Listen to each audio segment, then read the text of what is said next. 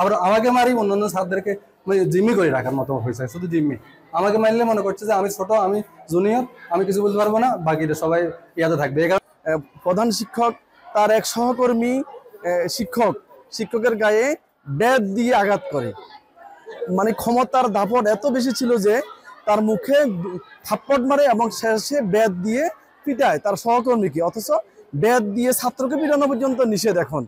তো এই কি পর্যায়ে গেলে মানে ক্ষমতার প্রভাব, ক্ষমতার বলয় কত, মানে খুঁটি কত মজবুত হলে একজন প্রধান শিক্ষক তার সহকর্মীকে আঘাত করতে পারেন, এটা শোনার পরেই আসলে আমরা মর্মাহত হই, আমরা আঘাত পাই।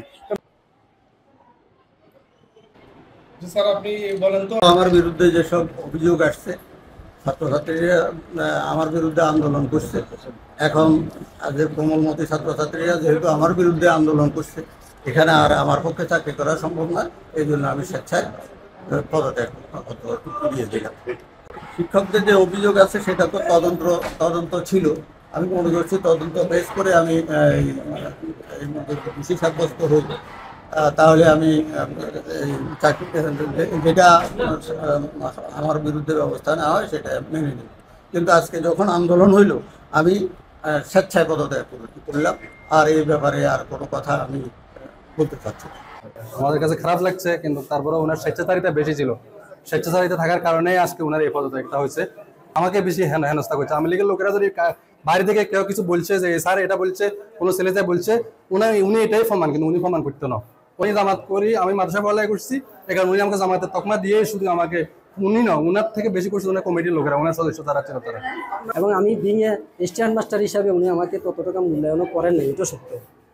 যাই হোক, একটা সময় দেখা গেল উনি ক্ষিপ্র হয় আমাদের একটা টিচারের গায়েও হাত উঠেছে, এবং সেখানে আমি নিজে উনাকে বাঁচানোর জন্য সেটা বাইরে দিই নাই, যেটা এখন প্রকাশ পেয়েছে, এটা সত্য কথা। কিন্তু যেটা ওনার পক্ষে সম্ভব না, ওনার একটা হেডমাস্টার না, একটা পিয়নের গায়েও একটা হেডমাস্টার ব্যত্রাঘাত করতে পারে না, একটা মনির একটা চাকরকে মারতে পারে না, তার জন্য সর্বোচ্চ পানিশমেন্ট থাকে আইনানুগভাবে ব্যবস্থা নেওয়া।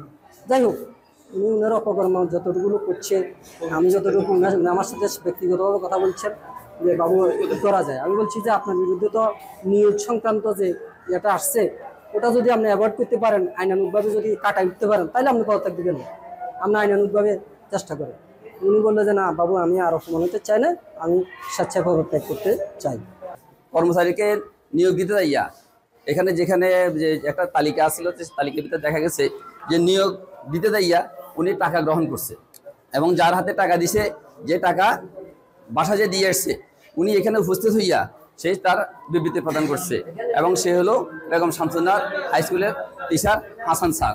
টিচারকে স্যারে গায়ে হাত উঠাইছে, তারপরে পিএফের টাকাটা উনি ব্যক্তিগতভাবে রেখে দিয়েছে, তারপরে ঘুষ বাণিজ্যের কথাটা আসছে, এরপরে স্কুলে আসবাবপত্র থেকে শুরু করে উনি একটা প্রভাব বলয় নিয়ে কাজ করতো, এটা এলিগেশন ভিতরে আসছে, এটুকু আমরাও জানতাম না। আজকে আমি সেই তালিকাটা দেখে আমি বুঝতে পারছি, এরপরে কি হয়েছে না হয়েছে আমি নিজেও জানতাম না। এই আমার ছেলেমেয়ে এখানে পড়ালেখা করতেছে, আমি স্কুলে আসার পর যে জিনিসগুলো হেডমাস্টারের অভিযোগ যেগুলো দেখছি, এগুলো নিয়ে হেডমাস্টারের সাথে কথা বলছি। কথা বলার পর উনি দেখছে, ওনারে বলা হয়েছে যে আপনি যদি এই কাজের সাথে জড়িত থাকেন তাহলে আপনার বিবেচনা আপনি করেন, আপনি কি, আর যদি আপনার যদি জড়িত যদি না থাকেন তাহলে আপনার জিনিসটা নিয়ে এটা যে টিউনু সাহেবের কাছে গেছে, ওইটা নিয়ে তদন্ত করার পর আপনি আপনার জায়গায় বহাল থাকবেন। পরবর্তীতে উনি বললেন যে না, এখন যে সিচুয়েশন তৈরি হয়ে গেছে, ছাত্রছাত্রীরা মাঠে নামছে, এখানে আমার পক্ষে চাকরি করে, আমি স্বেচ্ছায় আমি পদত্যাগ করলাম।